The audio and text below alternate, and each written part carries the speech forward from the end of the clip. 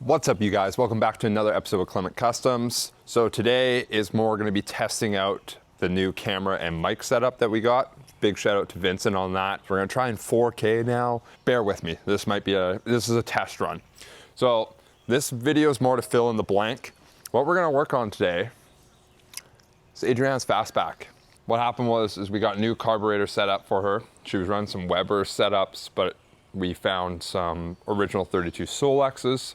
So we are hoping to get those going. And I have got them going, but we got to change out our main jet and our idle jet. There's a couple other things we got to go through, and you're going to come along the ride for me on it. And I'll kind of show you what I know about tuning dual carbs. I'm not a master at it, but I can kind of show the basics of what I know about it and show you, the viewers, what I know. And let's bring her car in front of the shop here and start working on that.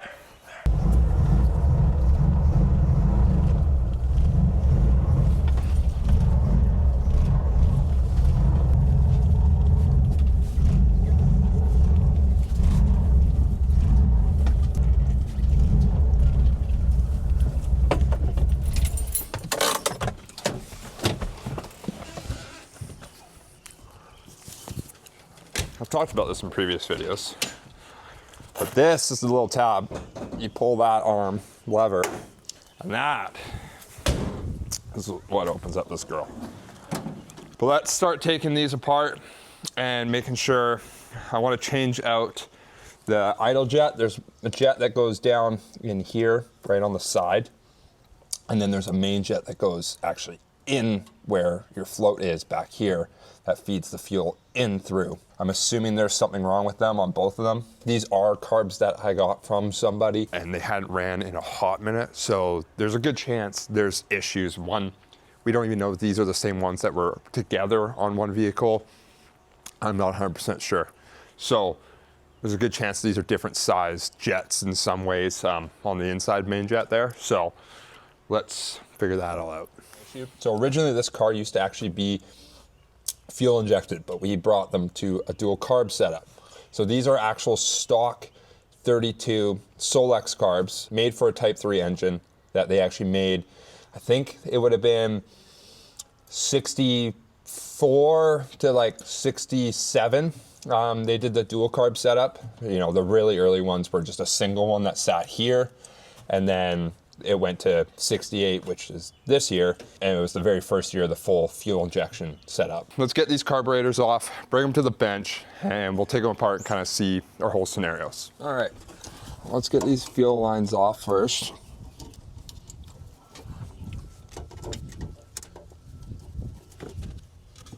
Fuel lines are off. Let's get this linkage off. We just pop this guy off here, this guy off here. So now we just got to take the carbs off its manifolds.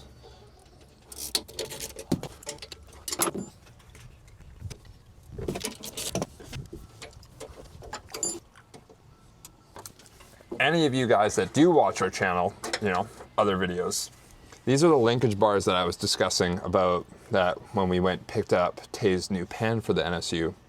You may recognize these. These are the pieces that actually go in between this part and the bottom part that is actually the main butterfly valve, you could say.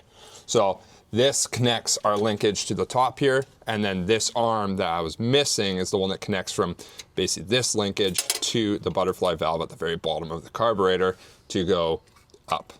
There you go. Now you guys can actually understand what the heck these did. Whenever you're taking carbs off or anything like that, or have holes in your engine, or will for a period of time, like this, plug these. I've heard horror stories of people dropping stuff down there, or not realizing they're dropping stuff down there. And then they go to start the engine and dirt, bolts, nuts, whatever have fallen down there and have caused issues. So always, always, always just plug those. Carbs are off. Let's go take them to the bench.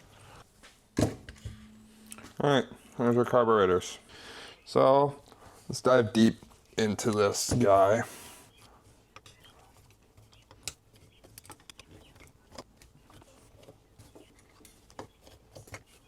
All right, there you go. There's our new gasket. which when I first got these carbs, I rebuilt them. You put new gaskets in, make sure everything's dialed. Sometimes your floats suck. Also, this is connected to your float, so this allows fuel to come through or closed. So sometimes you got to replace those. It's all kind of, these are pretty simple. On these dual Solex carbs, you got your idle jet, your air correction jet, and then in the bowl here, our main jet, which is down in here, which you got to pull this plug out to get to service on the side of it. We're going to do that right now because I think this main jet and that main jet and those carbs are the wrong size, hence why I'm having issues. Once I get a little bit of speed out of first gear, the thing falls on its face, which I think this one's pumping more fuel than this guy. I've loosened this guy off. That'll give us access to that jet that is down in there. So let's pop that guy out. Okay, so there's our little jet, and on it, it says it's 130. I've also already opened this guy and closed it up already and put a new jet in. This one was actually a 145. So what I'm gonna do is I don't have another 130. So what I'm gonna do is, this is the kind of stuff I'm not 100% sure about, is I know I have a brand new 145 main jet. So what I can then have is, instead of this being a 130 and a 145, I can just make sure that both of these main jets are 145. And I think that was a little bit of my issue, is this was dumping way more fuel than this guy, hence why I was running not the greatest. So let's get this new 145 main jet back in here, or new guy in here, and then these will be synced together. Okay. Let's put this card back together. I've already done this with this guy, made sure we were the same with this guy. So they have the same air correction jet, same idle jets, and same main jets now. So hopefully, once we throw these back on Adrianna'S car and tune up a little bit, I'll show you how to adjust all of this. And with my sync tool, hopefully this car will run a lot better. So, like that.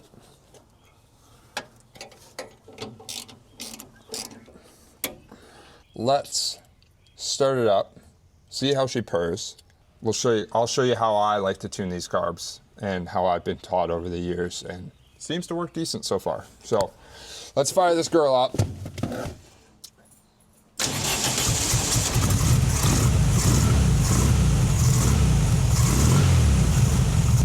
So what I'm gonna do is I'm gonna let that warm up a little bit, get it up to temperature. It idles, you can kind of hear it. It idles a little bit rough. You can hear it just a little too low for my liking. So, but I'm gonna warm it up a bit, get it up to temperature for now, just let it do its thing, and then I'll kind of go over what I do.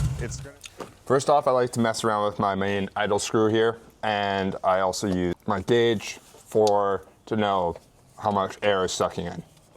So I can't even remember the name of this gauge. I don't know, I'm struggling here today. Obviously, this doesn't fit, so I made a little shitty soup can connector that goes in it, and it seals really tight at the top because you do not want any air coming through here. You want to make this as tight as possible because you want to basically make this the exact same as that carb. When we fire this up, it will actually show, this will, suck in air through a carb how it usually does, and will show you how much where on the level it is. And you want to make sure, say it's at an 8 or a 7, you want to make sure that one's at an 8 or 7 and kind of make sure they are synced together. Doing this, you also want to separate these from each other. You pop your linkage off. With most of these carbs, you will have a balancing tube that goes from manifold to manifold. So what I always do is I pop just some to block that off there. So now this one is running exactly on its own and that one's running on its own. Let's fire this girl up, see what we got on this side and do it on that side and get these idling a little bit better.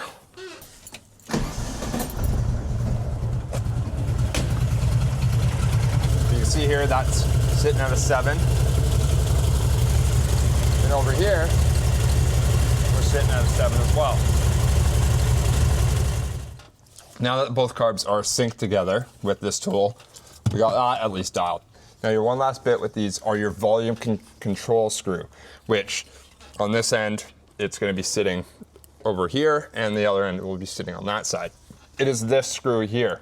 What I like doing and what I've been taught in the past is you screw this in all the way till it's tight. Don't go too tight, but you'll feel it grab at a certain point, and then you do a 1 full turn and a half. So you go, there's 1 full turn, and you'll do half a turn. And then what I do is basically you listen to the engine, and you're actually gonna slowly turn these in, and you're gonna hear the RPM start to drop at a certain point.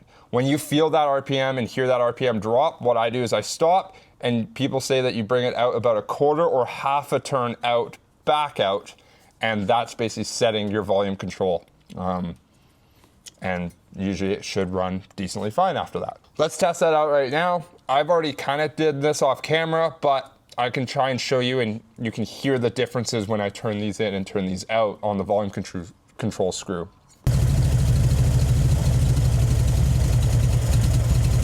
You can hear that difference. So you pull that out, half a turn, quarter turn, goes back. Same on this side. You can hear it fall on its face. Pull it out.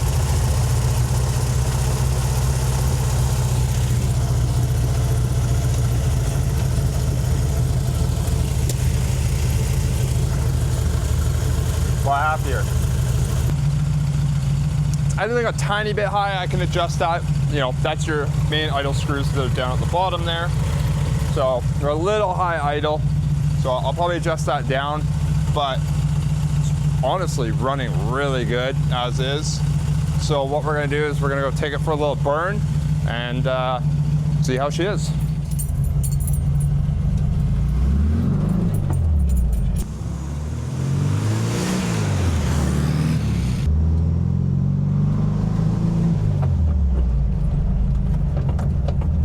So this car is technically not insured, and probably shouldn't say this, but I'm driving on the street just to give her a really good run for its money. So don't do this at home, kids.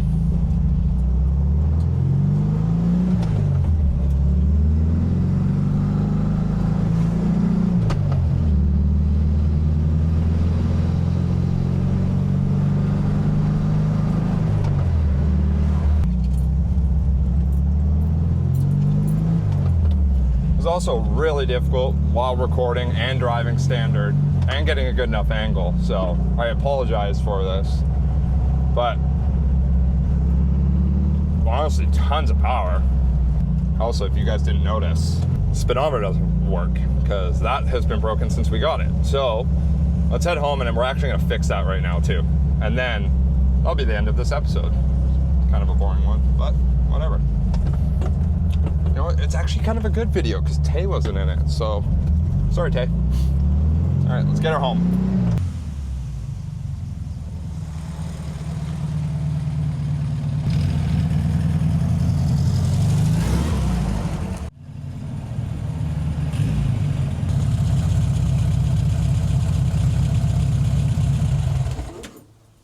Oh, actually, you know what we can do? Before we do the Speedo cable, let's put her original oil bath air filter in there. There you go. Let's put the rear engine hatch back in this. There you go. There we go. Oh, everything's original.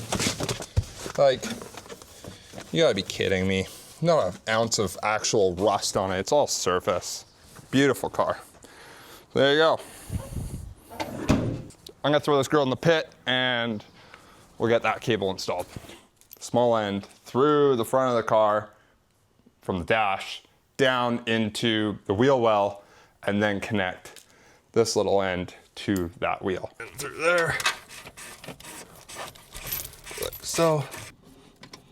All right, now we're cooking. There we go. Okay, I'm gonna get that clip on before I even slam that girl back on.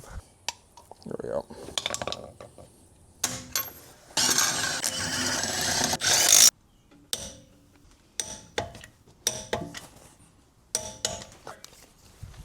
go take the girl for a burn and see if the Speedo works.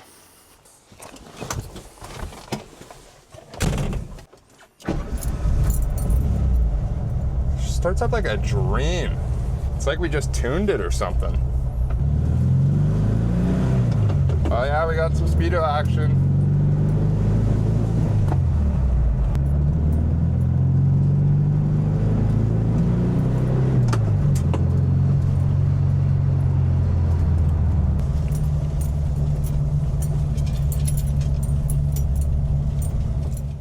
There you guys go. I don't know, that was kind of a cool one. I got to kind of show a little bit of carb knowledge, not that I'm a master at, but I enjoyed that one. That was a filler. To be honest, I had no video for this Sunday, and it's Friday or Thursday. No, it's Friday at like 3 o'clock, so this filled the void actually all right. So, and we don't have to wash my truck for one more week. Before I hit the outro, I just wanted to let you guys know July 6th, the Victoria Volkswagen Club, a big club that me and Tay are a part of. I'm actually the vice president of the Victoria Volkswagen Club.